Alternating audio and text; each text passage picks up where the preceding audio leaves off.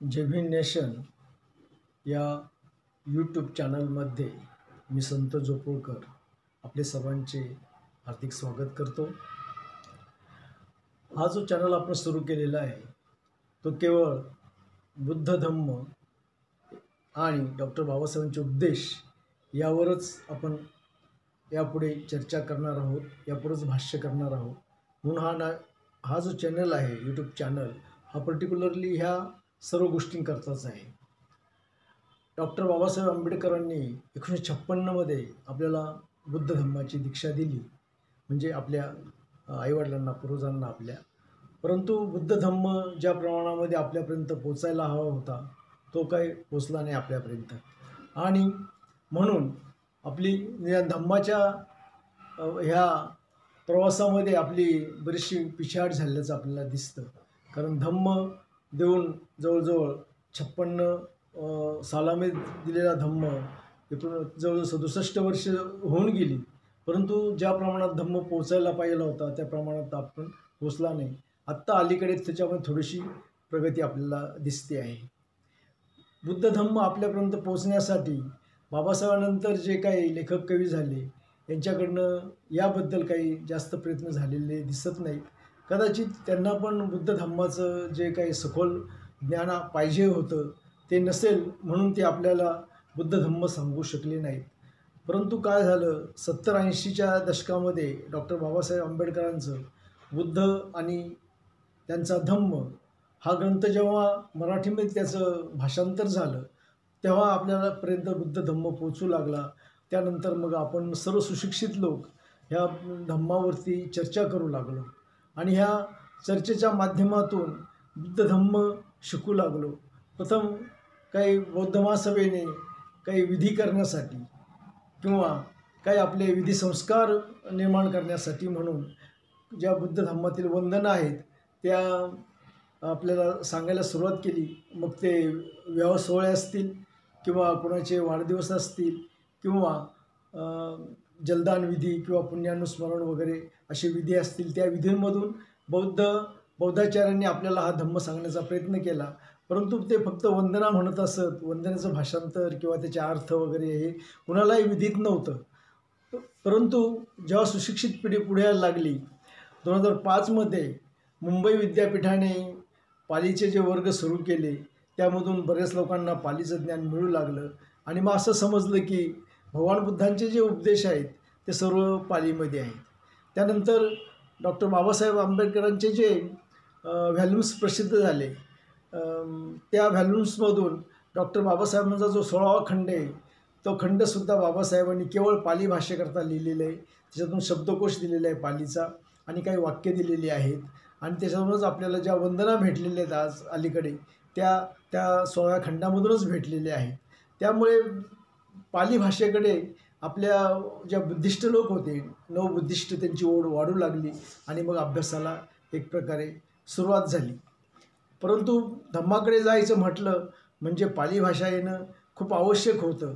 परंतु तो जो प्रभाव जो होता फक्त शहरांमध्ये राहिला, खेड्यापाड्यापर्यंत अद्यापही तो पोहोचलेला नाही आणि तो आपलं जे हे माध्यम आहे पालीचं ते खेड्यापाड्यापर्यंत पोहोचावं अशी आपली सर्वांची इच्छा आहे, म्हणून आपण तसा हा प्रयत्न करत आहोत। पाली भाषा ही 2500 वर्षापूर्वी भारतामध्ये बोलली जाणारी एक भाषा होती। जसे आज आपण मराठी बोलतो, इंग्लिश बोलतो, गुजराती बोलतो, हिंदी बोलतो, तशी एकेकाळी 2500 वर्षापूर्वी ही भाषा संपूर्ण भारतामध्ये बोलली जायची आणि सर्व भारतीयांची भाषा ही फक्त पाली भाषाच होती। याचा जो प्रत्यय आपल्याला आलेला आहे तो अशोकाच्या शिलालेखावरून आलेला आहे। कारण अशोकाचं जे साम्राज्य होतं ते अफगाणिस्तानपासून तर आत्ताच्या कन्याकुमारीपर्यंत ते पोचलेलं होतं। इकडे सौराष्ट्रापासून तर ते आसामपर्यंत असं साम्राज्य, मोठं साम्राज्य होतं आणि ह्या साम्राज्यामध्ये सम्राट अशोकाचे जे शिलालेख सापडलेले आत्तापर्यंत 42 शिलालेख सापडलेले आहे। म्हणजे जो अफगाणिस्तानमध्ये जो शिलालेख सापडलेला आहे तो पण पाली भाषेमधूनच आहे किंवा जो नेपाळमध्ये शिलालेख सापडला आहे तोही पाली भाषेतून आहे। इकडे कर्नाटकामध्ये जे शिलालेख सापडले तेही पाली भाषेतून। याचा अर्थ असा आहे की जगामध्ये जेवढ्या काही भाषा बोलल्या जायच्या या सर्व भाषांची जननी ही पाली भाषाच आहे। पाली भाषा खरं तर ही मगधामध्ये बोलली जाणारी भाषा होती. मगध प्रदेशामध्ये बोलली जाणारी भाषा होती. मगध प्रदेशाची राजधानी त्यावेळेस पाटलीपुत्र होती. त्या अगोदर ह्या प्रदेशामध्ये जवळ 16 गणराज्य ही कार्यरत होती आणि शाक्य गणराज्यामध्ये म्हणजे कपिलवस्तू येथे शाक्यांचं राज्य होतं. तिथे भगवान बुद्धांचा जन्म झालेला आहे, सर्वांना माहीतच आहे. आणि त्या संपूर्ण प्रदेशामध्ये ही बोली भाषा होती आणि म्हणून ह्या प्रदेशातील भाषा म्हणून तिला मागधी असं संबोधण्यात येत होतं. मागधीमध्ये जसे भगवान बुद्धांचे उपदेश आहेत तसेच भगवान महावीरांचे पण उपदेश याच भाषेमध्ये आहेत आणि म्हणून ह्या भाषेला एक धार्मिक अंग होतं आणि म्हणून भगवान बुद्धाने जी सर्वसामान्यांची भाषा आहे पाली भाषा ही भाषा त्या भाषेमध्ये आपले जे उपदेश केलेले आहे. म्हणूनच सा मागधी मूल भाषा संभूताच पी भासरे, म्हणजे मागधी ही मूळ भाषा होती आणि त्या भाषेमध्येच भगवान बुद्धांनी उपदेश केलेले आहेत असं प्रसिद्ध अठ्ठकार बुद्धघोषांचं म्हणणं होतं. बुद्धघोष हे साधारणतः इसवी सनाच्या 5व्या शतकामध्ये झालेले आहेत आणि इसवी सनाच्या 5व्या शतकापर्यंत या भाषेला मागधी भाषा असे संबोधले जायचे. त्यानंतर बुद्धघोषाने ह्या भाषेविषयी असं लिहिलं की भगवान बुद्धांचे जे उपदेश आहेत त्या ह्या भाषेने सांभाळून ठेवले आणि म्हणून भगवान बुद्ध उपदेश पालन केल्यामुळे तिने म्हणून भगवान बुद्धांच्या याच भाषेला किंवा त्यावेळीच्या ह्या ग्रामीण भाषेला पाली असं संबोधण्यात येऊ लागलं. तिचं नामाभिधान बुद्धघोषानेच केलं असं आपल्याला समजेल. त्यानंतर भगवान बुद्धांचे जे मूळ उद्देश आहेत ते इसवी सनाच्या 5व्या शतकामध्ये किंवा 6व्या शतकामध्ये ते जी पहिली धम्मसंगीती झाली त्या पहिल्या धम्मसंगीतीमध्ये हे उपदेश पाली भाषेमधूनच संग्रहित करण्यात आले आणि तेव्हापासून म्हणजे विनय पिटक, सुत्त पिटक, अभिधम्म पिटक ह्या 3 पिटकांमध्ये त्याचं सर्व संग्रहण केल्यामुळे ती भाषा जी आहे ती बौद्ध वाङ्मयाची भाषा झाली, भगवान बुद्धांच्या उपदेशांची भाषा झाली आणि तेव्हापासून जवळजवळ 5 शतके ही भाषा श्रुती आणि स्मृती या माध्यमातून लोकांपर्यंत पोहोचत होती आणि मग त्यानंतर इसवीच्या 1व्या शतकानंतर 4थ्या धम्मसंगीतीमध्ये हिचं पुस्तकारोपण झालं असं आपल्याला दिसते. तत्पूर्वी सम्राट अशोकाने आपल्या ह्या देशामध्ये म्हणजे जम्बूद्वीपामध्ये भारतामध्ये जवळजवळ 84,000 स्तूपांची उभारणी केली आणि ह्या स्तूपांच्या आजूबाजूला जे काही शिलालेख आपल्याला सापडतात ते सर्व शिलालेख जवळ आत्तापर्यंत उत्खननामध्ये 42 शिलालेख सापडलेले आहेत आणि हे सर्व 42 शिलालेख साधारणतः 36 शिलालेख भारतामध्ये सापडलेले आहेत आणि आजच्या जे अफगाणिस्तान आहे किंवा ते बलुचिस्तान त्या प्रदेशामध्ये 2 शिलालेख सापडले गेलेले आहेत आणि नेपाळमध्ये 2 शिलालेख सापडले गेलेले आहेत. असे एकूण 42 शिलालेख भारतामध्ये आणि भारताच्या आसपास सापडले गेलेले आहेत. हे सर्व शिलालेख पाली भाषेमध्ये आहेत. त्याच्यातला एक शिलालेख जो शहाबाजगडीचा आहे अफगाणिस्तानमधील तो सोडतात त्याची भाषा पालीच आहे परंतु त्याची लिपी जी आहे ती खरोष्टी नावाची लिपी आहे जी उजवीकडून डावीकडे लिहिली जाते आणि बाकीचे सगळे शिलालेख हे ब्राह्मी लिपीमध्ये आहेत आणि पाली भाषेमध्ये आहे. तर अशी ही पाली भाषा ज्या भाषेमध्ये भगवान बुद्धांचे संपूर्ण उपदेश संग्रहित केलेले आहेत ती जी भाषा आहे ही भाषा शिकणं आपल्याला गरजेचं आहे.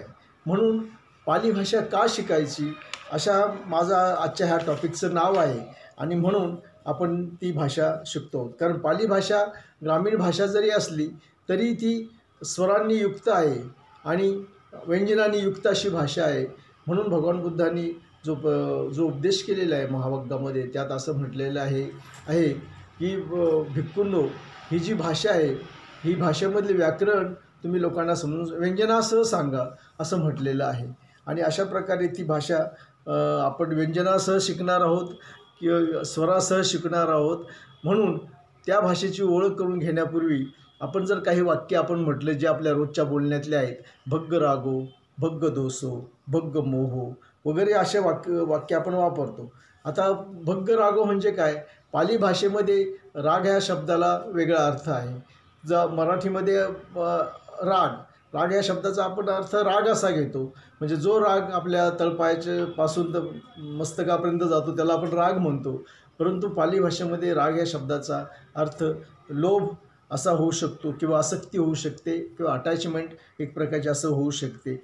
म्हणून तर भगवान बुद्धाने राग हा शब्द, म्हणजे पालीमध्ये राग हा शब्द आहे आणि मराठीमध्ये त्या शब्दाला वेगळा अर्थ आहे.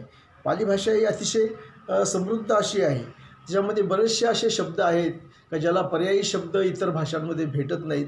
म्हणून इंग्रजीमध्ये जेव्हा ब्रिटिश लोक यांचं भाषांतर करत होते या सुत्तपिटकातील काही ग्रंथांचं, तर त्यांनी काही शब्द तसेच ठेवले. उदाहरणार्थ धम्म शब्द आहे, धम्म शब्द तसाच ठेवला, कारण धम्माचं जर रिलिजन असं भाषांतर केलं तर त्याचा अर्थ वेगळा होतो, आणि म्हणून धम्म हा शब्द तसाच ठेवला. किंवा इतर जे काय असे अनेक शब्द आहेत त्या पर्यायी शब्द त्याला शोधले नाहीत, आणि म्हणून पाली भाषा ही एक समृद्ध भाषा होती का ज्या भाषेमध्ये भगवान बुद्धांनी शब्दांची काही निर्मिती केलेली आहे. बुद्ध, धम्म, संघ वगैरे हे जे शब्द आहेत हे सर्व पाली भाषे भगवान बुद्धांनी ते निर्माण केलेले आहेत.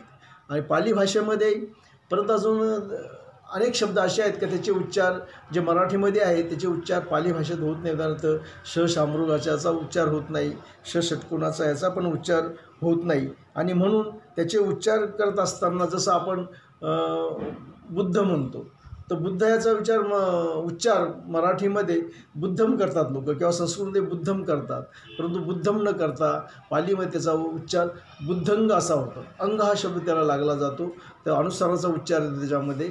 बुद्धंग, धम्मंग, संघंग असे उच्चार येत असल्यामुळे पाली भाषा त्याच्यावरून ओळखली जाते, अनुस्वारावरून ओळखली जाते, किंवा जे उच्चार नाकामध्ये करावे लागतात त्याच्यातून ओळखली जाते. म्हणून पाली भाषा शिकणं आवश्यक आहे, आणि ती बाहेर बसून असे शिकू शकत नाही.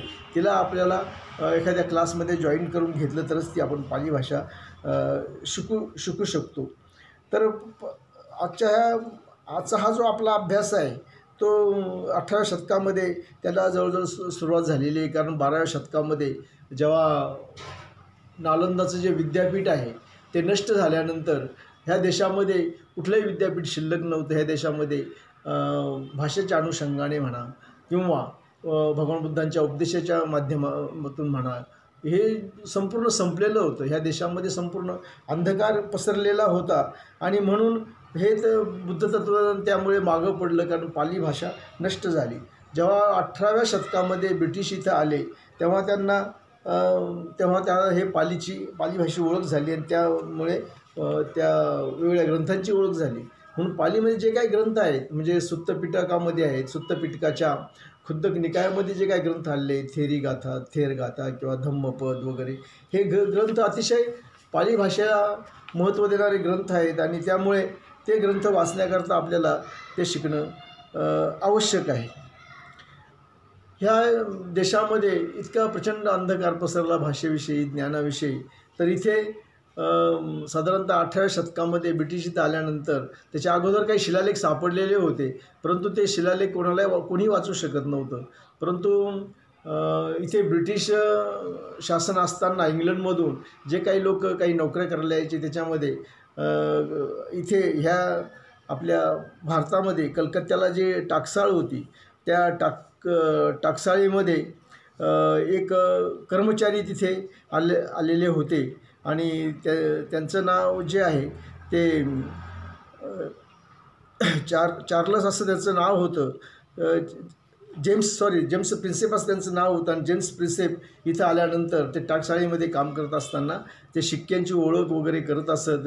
त्यावेळेस प्राचीन काळातील जे कनिष्क काळातील जे किंवा सातवाहन काळातील जे शिक्के होते, म्हणजे त्यांची चलनं होती, कारशापण होती, त्याची ओळख करत असे. तेव्हा त्यांना त्या कारशापणावर त्याला बरेचसे असे काही शब्द दिसायचे. ते शब्द तो वाचण्याचा प्रयत्न करायचा, परंतु येत नव्हतं.